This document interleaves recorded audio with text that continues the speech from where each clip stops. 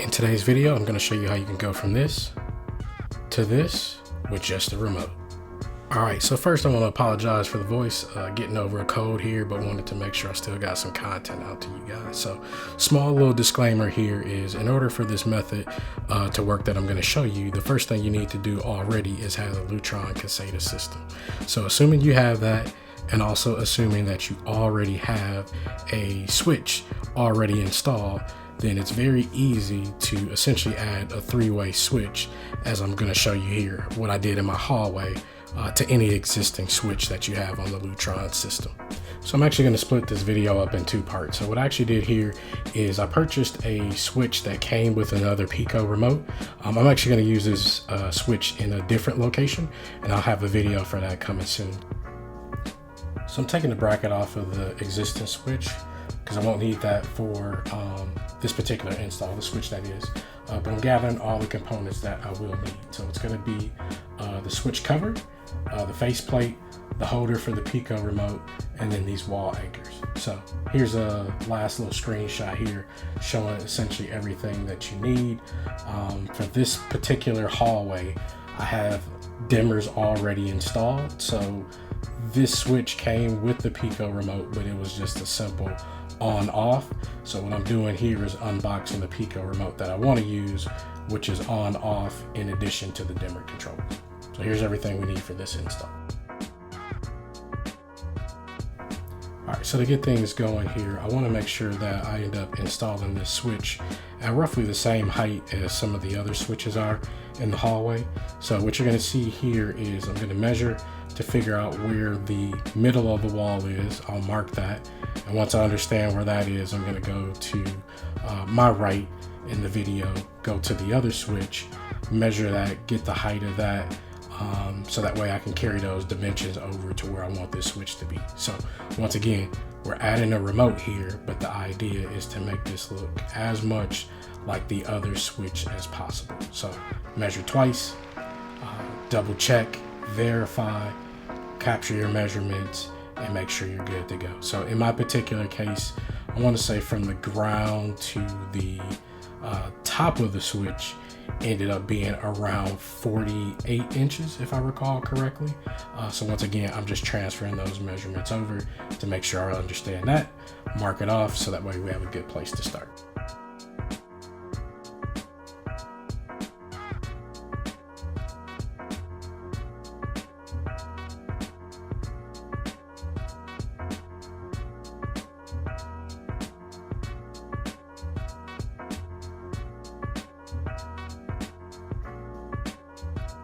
All right, a little bit of a pro tip here. The small plastic bracket that actually secures the Lutron Pico remote to the wall is very small.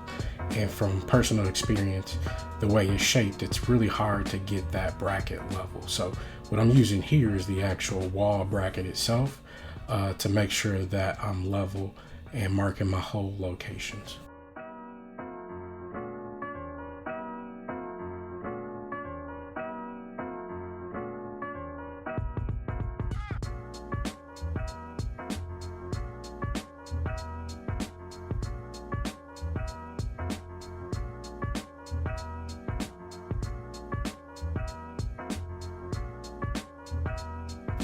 All right, so I'm feeling pretty good about where the hole locations are marked. So now it's time to essentially drill the holes for the wall anchors that are going to actually hold the bracket on. So double checking that, screwing the first hole in, and working my way up to the second one.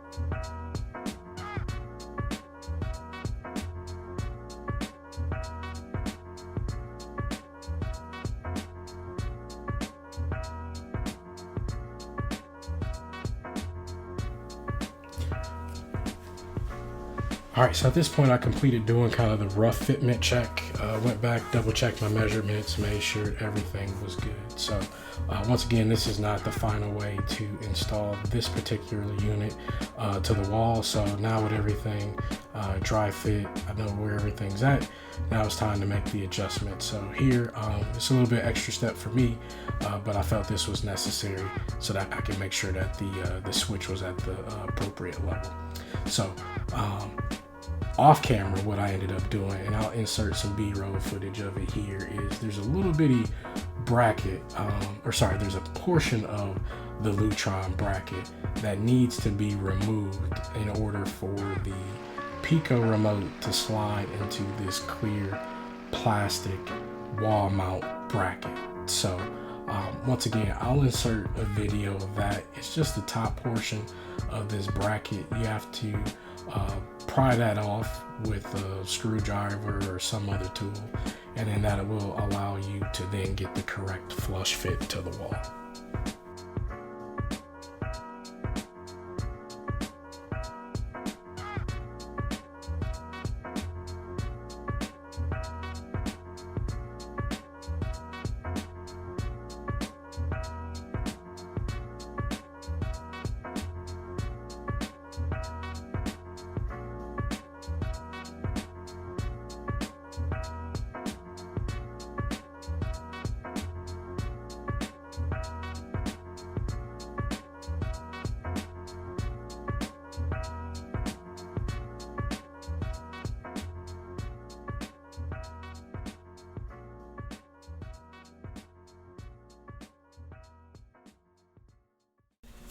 So now we're wrapping up with the physical portion of mounting the switch to the wall. So as you can see there, slid the remote right into the top portion.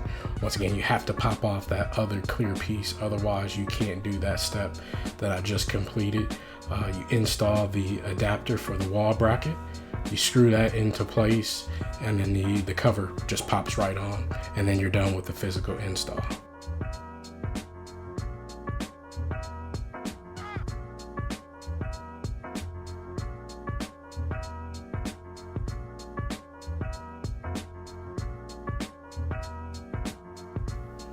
Now it's time to head over to the Lutron switch and actually add the switch to the system.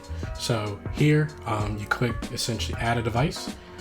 It'll start the process of firing up the hub, so that way it's ready to add devices, which is showing here. After that, you're going to pick the top one being a dimmer switch, and here it gives you instructions to essentially press and hold the switch for 10 seconds, and that essentially puts the switch into pairing mode, so that way it can pair up with the hub.